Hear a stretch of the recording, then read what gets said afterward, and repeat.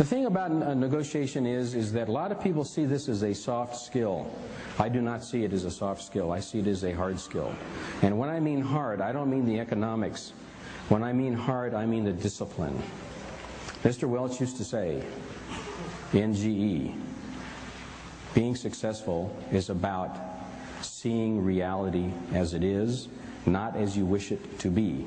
Reality at all costs. And sometimes that is difficult in negotiation and in difficult conversations. Mr. Stone, Dr. Stone talked about this, I think, a little bit in his conversation. One of the difficulties is that we have is seeing reality in our relationships and in our conversations.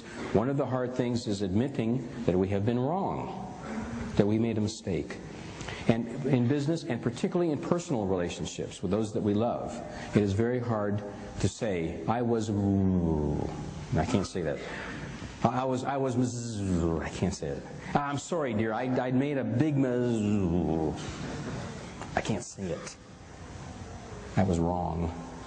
I made a mistake. I shouldn't have done that. Now, you can even modify it a little bit. If you were not sure you were wrong, and I'm with my wife is here somewhere, and I'm wrong most of the time. It's just maybe it's a guy thing, I don't know. But you can say, you don't have to say I was wrong, you can say, dear, I may have been wrong. It's quite possible that I made a mistake. You can modify it a little bit. As Mr. Dr. Stone said, the initiative there is, if you read his book, is that it gives permission to the other side to participate in a solution, to participate in taking the next step, rather than talking about why we were wrong or why we were mistaken. It's a very important thing in negotiation, to be able to say, I may have made a mistake, even when you haven't. Now, this works particularly when you're less powerful and the other side is more powerful and is trying to extract concessions. It is okay to say, I may have made a mistake. You are not saying you are wrong. You are not making yourself vulnerable. It is not a position of weakness. You really have no choice. What you're trying to do is test the other side. If in fact it is a tactic, the other side then will continue to attack and say, yeah, you were wrong. You were really stupid. That was a bad thing to do. Here's what I want. Now that gives you information, and now you know how to plan your tactics. What I'm saying here is negotiation is about gaining information from the other party. It's not about defending ourselves or proving that we're right. It's about the acquisition of information. It's the discipline of negotiation.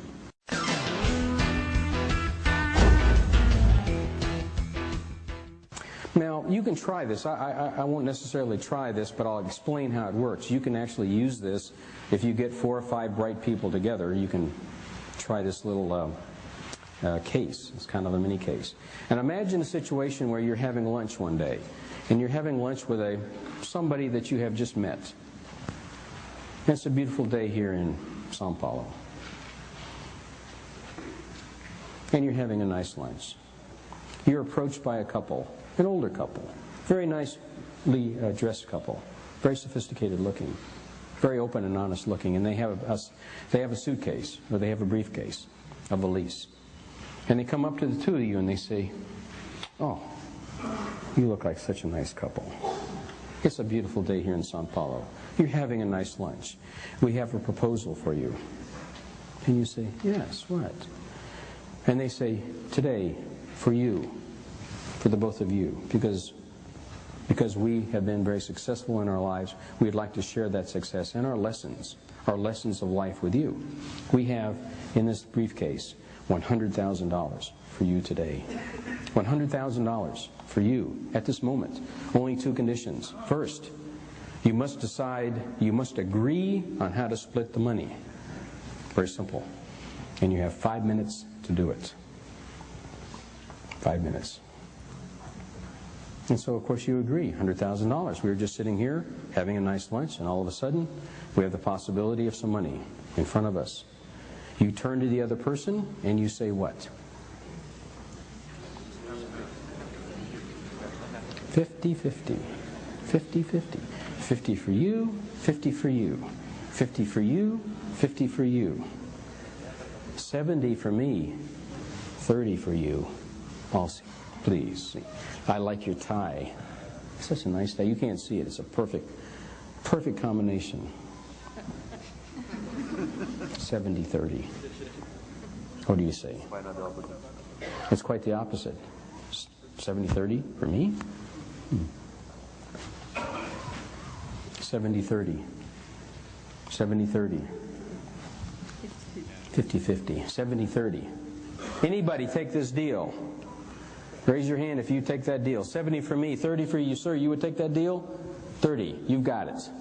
Sir, what do you do? I'm not sure I can hear you. What do you do? What is your job? You're a what? Huh? Engineer. So you are a rational man, sir. Right? He is the last logical man. Because, sir, you know something apparently that everybody else doesn't know. You know that 30 is better than what? Zero. Because 5 minutes ago I had nothing. I had nada. Zero. Zip. Zilch. Why would I turn that down? Interestingly enough, 68% of the people turn down this deal when you ask them. They turn down $30,000. Now, I don't know what fair is. I don't know if it's 50-50. I don't know if it's 45-55. But the problem is that everybody in here has a fairness calculator running right there, right? And there is something in psychology called equity theory. And equity theory says that the power of fairness is much more important than the difference between $0 and $30,000. If it's not fair, I turn it down. It is also so in negotiation. Be careful of this, because sometimes Dr. Urey, a number of years ago, invented a concept called BATNA. Some of you probably have heard him talk about a BATNA, a best alternative to a negotiated agreement. And what he'll say is that it is the judgment of a BATNA against which what the deal is. And in this case, the BATNA or the alternative is 0. And he would simply say the equation is very simple. If the deal is better than the alternative, I take the deal. I take the $30,000. And this is what this gentleman back here. See me during the break. I'd like to talk to you, sir. Very interesting guy. Now, one more thing about this. If you do something like this in a little training session with your salespeople, here's one thing to remember. Actually, who or what is the first thing that you should say? When this couple approaches you with this $100,000 deal, what should you say? Not how to split the money. Not, oh my gosh, we only have 3 minutes left. You should turn to the owner of the resource and say, oh, it's such a beautiful day here in Sao Paulo. You say to the couple, because the couple have given you the requirement of the time. That is the first place you negotiate. Not with your partner, not with the person you're having lunch with. The very first negotiation is with whom? The couple that has the money. He who has the money is the source of the negotiation and the benefits. That is whom you negotiate with first. So you turn to the couple and you say